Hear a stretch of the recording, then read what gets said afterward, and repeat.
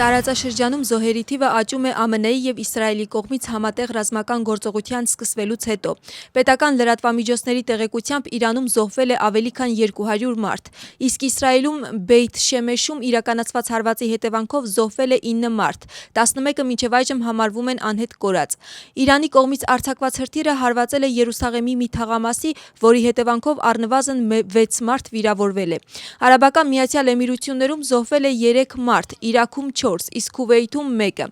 Գործողության ընթացքում զոհվել են նաև 3 ամերիկացի զինծառայողներ։ ԱՄՆ-ի կենտրոնական հրամանատարությունում պարզաբանում են, որ ընթացիկ գործողության ընթացքում Իրանում ռմբակոծվել է ավելի քան 1000 թիրախ։ Իսրայելի կողմը տարածում է տեղեկություն, որ լայնածավալ հարվածների արդյունքում ոչնչացվել է Իրանի ռազմական մարտական շտաբը։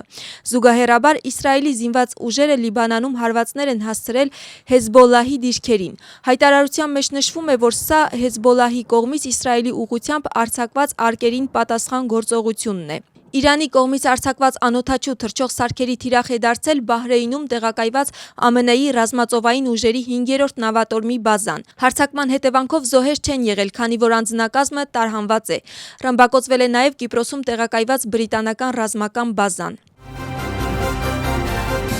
Արաբական Միացյալ Էմիրություններում հայտարարում են, որ Թեհրանում դեսպանատունը փակել են, ինչպես նաև հետ են կանչել դեսպանին և դիվանագիտական անձնակազմին՝ ի պատասխան Իրանի հրթիռային հարձակումների։ Արտաքին գործերի նախարարությունը հարձակումները գնահատել է որպես լուրջ էսկալացիա և անվանել է ինքնիշխանության, միջազգային իրավունքի և ՄԱԿ-ի կանոնադրության կոպիտ խախտում։ Իրանի հրթիռային հարվածների հետևանքով Էմիրություններում զոհվել է 3 մարդ, իսկ 58-ը վիրավորվել։ Աբու Դաբիի նավահանգստում անօդաչու թռչող սարքի հարձակման հետևանքով վնասվել է նաև Ֆրանսիայի ռազմածովային բազայի անգարը։ Ֆրանսիայի պաշտպանության նախարարի տեղեկությամբ զոհ չկա և ֆրանսիական ուժերը գտնվում են լիակատար պատրաստակամության մեջ, քանի որ իրավիճակը փոխվում է յուրաքանչյուր ժամ։ Մեծ Բրիտանիան թույլ է տալիս Ամերիկային իր ռազմական բազաներից իրականացնել պաշտպանական գործողություններ։ Ամերիկան խնդրել է թույլտվություն օգտագործել բրիտանական բազաները կոնկրետ և սահմանափակ պաշտպանական նպատակներով։ Սակայն Սթարմերը հայտարարել է, որ Միացյալ Թագավորությունը չի մասնակցի Իրանի դեմ հարձակողական գործողություններին։ Նրա խոսքով Լոնդոնը կարծում է, որ ճգնաժամի լուծումը բանակցությունների մեջ է, մասնավորապես այնպիսի համաձայնագրում, որով Իրանը կհրաժարվի միջուկային զենք ստեղծելուց։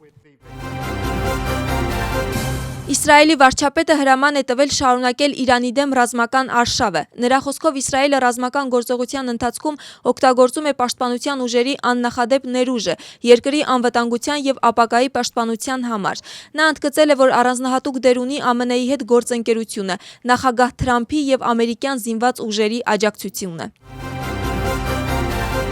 Իրանի արտաքին գործերի նախարար Աբբաս Արաղչին հայտարարել է, որ ԱՄՆ-ն և Իսրայելը ռազմական գործողությունները իրականացրել են դիվանագիտությունը տապալելու նպատակով։ Գործարքը պատրաստ էր ստորագրման։ Ժնևից հեռացանք այն մտադրությամբ, որ հաջորդ հանդիպմանը կստորագրենք։ Նրանք, ովքեր ցանկանում էին խափանել դիվանագիտությունը, հասան իրենց նպատակին, հայտարարում է Աբբաս Արաղչին։ Իրանի արտգործնախարարը մեղադրել է Դոնալդ Թրամփին և ասել, որ նա է տվել բանակցությունների սեղանը ռմբակոծելու հրամանը։ Խոր վշտով տեղեկացավ, որ մեր հարևան Իրանի կրոնական առաջնորդ Այաթոլլահ Ալի Խամենեին զոհվել է 3 տեղի ունեցած հարձակումների հետևանքով։ Աղոթում եմ, որ ամենակարող Ալլահը ողորմություն անի պարոն Խամենեիին և ցավակցում եմ իրանցի եղբայր ժողովրդին։ Այս մասին սոցիալական ցանցում գրում է Թուրքիայի նախագահ Ռեջեփ Թայիփ Էրդողանը։ Միաժամանակ Թուրքիայի նախագահը նշում է, որ երկիրը կշարունակի ջանքեր գործադրել տարածաշրջանում խաղաղության և կայունության վերականգնման համար։